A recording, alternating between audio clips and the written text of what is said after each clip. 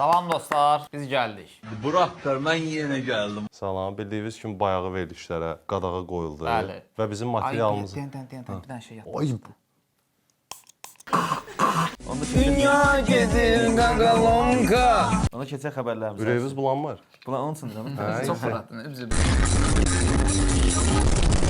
Zəhmət olmasa elə birinci xəbəri oxu. Bu kimdir yola? Bu nə əmr eləyir mən? Sən kimsən burada rejissorluq eləyirsən? Deməli, biz xəbər tutduq ki, bu bütün bayağı verilişlərə qadağa qoyuldu. Bu ilə də əlaqədar bizdə material olmadığı üçün biz də öz Biz verilişimizi... qərar gəldi ki, biz də yavaş-yavaş artıq obyekti bağlayaq, çıxaq gedək. Nəysə uşaqlar, demək belə bir xəbər çıxıb. Qadına bu sözü desəniz, cərimə olunacaqsınız. Bir dostum vardı, belə pis deyirdi də. Yəni dedi ki, sən köksən məndən uzaq dur falan filan.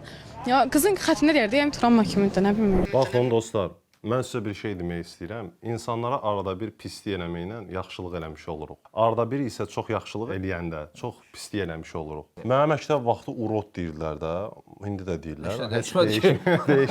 Yeməyə fikir verəsən. Ya yeməyivə fikir verirsən, o kobuddur ya. deməkdir ki, Bəlkə evet. kolanı içkini şəkərsiz eləyəsən. Artıq qəbul olunan yeni qərardan sonra qadına köksən, gözəl deyilsən demək qanuna zidd hesab olunacaq. Bu tek qadınlara aiddir, Nə yoxsa mövzudur? kişilərə də? Kişilərə edilən hərəkətlərdə də qadağa var. Qadınlar kişilərin WhatsApp mesajlarına girə bilməz. Gözəl qanun. Yox. Dəstəkləyirəm. Bəli. Yəni Dəstəkləyirəm. Mən qələt eləyərəm hansısa qadına kök deyərəm. Allah obyekt uçdu.